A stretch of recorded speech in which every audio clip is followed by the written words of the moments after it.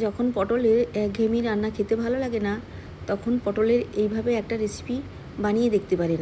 খেতে জাস্ট দুর্দান্ত লাগে। রুটি, পরোটা কিংবা ভাতের সঙ্গে খেতে অসম লাগে।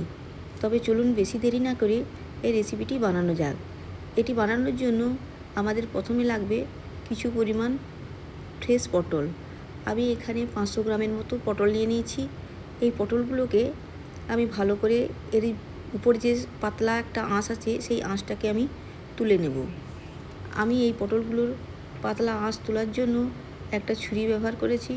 এই ছুরির সাহায্যে দুটো প্রান্তকে ভালো করে কেটে নিতে হবে। তারপরে এইভাবে ছুরি চালিয়ে উপরে যে পাতলা আঁশ আছে সেই আঁশগুলোকে তুলে ফেলে দিতে হবে। এইভাবে আমি সমস্ত পটলের আঁশগুলোকে তুলে ফেলে দিচ্ছি। যে সমস্ত বন্ধুরা আজকে প্রথম দেখছেন তারা চ্যানেলটিকে সাবস্ক্রাইব করে পাশে থাকবেন, আর পুরাতন বন্ধুরা একটা লাইক দিয়ে ভিডিওটি সম্পূর্ণ দেখতে থাকবেন। আশা করি আপনাদের খুবই ভালো লাগবে। এদিকে আমার একটা পটল ভালো করে ছাড়ানো হয়ে গেছে। আবার একটা পটল নিয়ে আমি দুপ্রান্ত ভালো করে কেটে ফেলে দিয়েছি। এবার সেইভাবেই আমি ভালো করে পাতলা আঁশটাকে তুলে ফেলছি। এইভাবে আমি সমস্ত পটলের আঁশগুলো তুলে ফেলে দেব। এইভাবে যদি পটলের একবার রেসিপি বানান, দেখবেন খেতে দুর্দান্ত হয়ে থাকে, আর বানাতেও কিন্তু কম সময় লাগে। এদিকে আমার আরও একটা পটল ভালো করে ছাড়ানো হয়ে গেছে। এইভাবে আমি সমস্ত পটলগুলো ছাড়িয়ে নিয়ে আসছি। সমস্ত পটলগুলো আমার ছাড়ানো হয়ে গেছে। এরপরে এই পটলগুলোকে ভালো করে ধুয়ে নিয়ে তবে আমি আসছি। পটলগুলো ছাড়ানোর পরে আমি এখানে কিছু পেঁয়াজকে কুচিয়ে নেব। পেঁয়াজটা আগে থেকে ভালো করে ছাল ছাড়ানো ছিল। এবার পেঁয়াজটাকে সুন্দর করে ছোট ছোট করে কুচিয়ে নিতে হবে। আমি এখানে ছুরির সাহায্যে ছোট করে কুচিয়ে নিয়েছি। আপনারা পারলে বটির সাহায্যে কুচিয়ে নিতে পারেন, কিংবা চপারে চপ করে নিতে পারেন। আমি এখানে সমস্ত পেঁয়াজগুলোকে কুচিয়ে সরিয়ে রাখলাম। এদিকে আমি গ্যাসের উপরে একটা প্যান বসিয়ে দিয়েছি। প্যানটা গরম হওয়ার পরে দিয়ে দিলাম 1 চামচের মতো ধনিয়া, আর 1 চামচের মতো জিরে দিয়ে দিলাম। এগুলোকে সুন্দর করে ভেজে নেওয়ার পরে একটা প্লেটে আমি ঢেলে নিলাম। এগুলোকে আমি পরে গুঁড়ো করে নেব। এগুলোকে সরিয়ে রেখে আমি শিলনোড়ার কাছে চলে এলাম। এখানে আগে থেকে যে পটলগুলো ভালো করে ছাড়িয়ে ধুয়ে রেখেছিলাম সেগুলোকে একবারে শিলনোড়ার সাহায্যে সুন্দর করে আমি থেতলে নেব। এইভাবে সুন্দর করে সমস্ত পটলগুলোকে আমি থেতলে নিচ্ছি। পটলগুলোকে একবারে মিহি করে থেতলে নেওয়ার খুবই দরকার নেই। এইভাবে একটু থেতলে নিলেই হবে। যে সমস্ত বন্ধুরা এখনও পর্যন্ত ভিডিওটি দেখছেন তাদের অসংখ্য ধন্যবাদ। এইভাবে আমি সমস্ত পটলগুলোকে থেতলে নিলাম। আমার সমস্ত পটলগুলো থেতলে নেওয়া হয়েছে। এবার আমি একটি প্লেটে তুলে নিচ্ছি। এই রেসিপিটি বানাতে খুব কষ্টও হয় না, খুব পরিশ্রমও নয়, আর খুব বেশি সময়ও লাগে না, খুব বেশি কোনো উপকরণও লাগে না। এরপরে পটলগুলোকে আমি সরিয়ে রেখে ওই শিলনোড়াতে আমি কয়েক কোয়া রসুন নিয়ে নিয়েছি। এই রসুনগুলোকে আমি একটু ভালো করে ছেঁচে নিচ্ছি। রসুনগুলোকে খুব মিহি করে বাটার কোনো দরকার নেই, এভাবে একটু থেতলে নিলেই হবে। এইগুলো যখন মুখের মধ্যে পড়বে তখন কিন্তু খেতে দুর্দান্ত স্বাদের হয়ে থাকে। এবার রসুনগুলো আমার পুরো রেডি হয়ে গেছে। রসুনগুলোকে আমি ওই প্লেটের এক সাইডে তুলে নিলাম।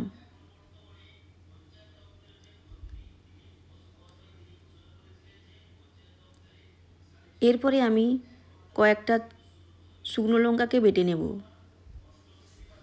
এখানে আপনারা কাঁচা লঙ্কার ব্যবহারও করতে পারেন, তবে শুকনো লঙ্কাটা দিলে কিন্তু ঝালটা খুব ভালোই হয়ে থাকে। এদিকে লঙ্কাটা বাটা হয়ে গেছে, লঙ্কাটাকেও আমি প্লেটের একটা সাইডে তুলে নিলাম। এরপরে যে মশলাগুলো আমি ভেজে রেখেছিলাম সেই মশলাগুলোকেও আমি বেটে নিচ্ছি।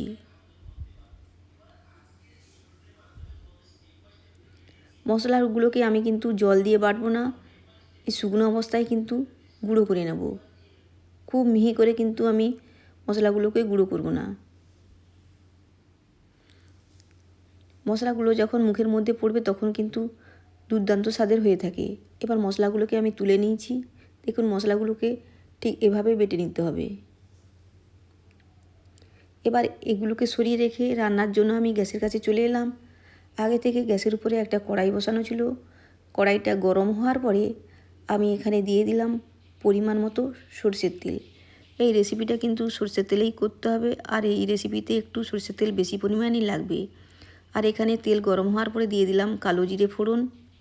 ফোড়ন থেকে একটা সুন্দর স্মেল বেরোনোর পরে আমি এখানে দিয়ে দেব কয়েকটা চেরা কাঁচা লঙ্কা। কাঁচা লঙ্কা থেকে সুন্দর একটা স্মেল বেরোনোর পরে দিয়ে দিলাম থেতলে রাখা রসুনগুলো, আর সঙ্গে সঙ্গে দিয়ে দিলাম বেটে রাখা লঙ্কাটাও। এগুলো দিয়ে একটু ভালো করে নেড়ে চেড়ে নিচ্ছি। এগুলোকে খুব সুন্দর ভাজার দরকার নেই, একটু ভাজা হলেই হবে। এরপরে দিয়ে দিলাম কুচিয়ে রাখা পেঁয়াজগুলোকে। এই রেসিপিতে কিন্তু একটু বেশিখানি পেঁয়াজ লাগবে। আমি পেঁয়াজগুলোকে দিয়ে ভালো করে নেড়ে চেড়ে নিচ্ছি। পেঁয়াজগুলো খুব বেশি ভাজার প্রয়োজন নেই। পেঁয়াজগুলো একটু নাড়াচাড়ার পরে আমি দিয়ে দিলাম পটলগুলোকে। পটলগুলো দিয়ে একটু ভালো করে আবার নেড়ে চেড়ে নিচ্ছি। সমস্ত কিছু সুন্দর করে খুন্তির সাহায্যে মিশিয়ে নিতে হবে। এরপরে আমি দিয়ে দেব কিছুটা পরিমাণ লবণ, হলুদ আর কাশ্মীরি লঙ্কার গুঁড়ো। প্রথমে দিয়ে দিলাম পরিমাণ মতো হলুদ, এরপরে দিয়ে দেব স্বাদ মতো লবণ, আর কালারের জন্য দিয়ে দিলাম কিছুটা পরিমাণে কাশ্মীরি লঙ্কার গুঁড়ো। এই সমস্ত উপকরণ দেওয়ার পরে আবারও খুন্তির সাহায্যে সমস্ত কিছু জিনিস সুন্দর করে মিশিয়ে নিতে হবে। এই রেসিপিতে কিন্তু একদম জলের ব্যবহারই হবে না। লো টু মিডিয়াম আঁচে এই রেসিপিটি বানাতে হবে। এরপরে কিছুক্ষণ নাড়াচাড়ার পরে আমি একটা ঢাকনা চাপা দিয়ে লো আঁচেই 2 থেকে 3 মিনিট রান্না করার পরে ঢাকনা খুলে নিয়েছি। দেখুন সবজিগুলো অনেকটাই জ্বরে গেছে, আর সবজির কালারটা কেমন সুন্দর হয়েছে। আবারও ঢাকনা চাপা দিয়ে অনেকক্ষণ রান্না করার পরে আমি এখানে দিয়ে দিলাম কিছুটা পরিমাণ কুচনো ধনিয়া পাতা, দিয়ে দিলাম ভেজে রাখা মশলাটা। এগুলোকে দিয়ে আবারও সুন্দর করে মিশিয়ে নিতে হবে। আবারও ঢাকনা চাপা দিয়ে রান্না করতে হবে কিছুটা সময় ধরে। এখনও কিন্তু রান্নাটা সম্পূর্ণরূপে কমপ্লিট হয়নি।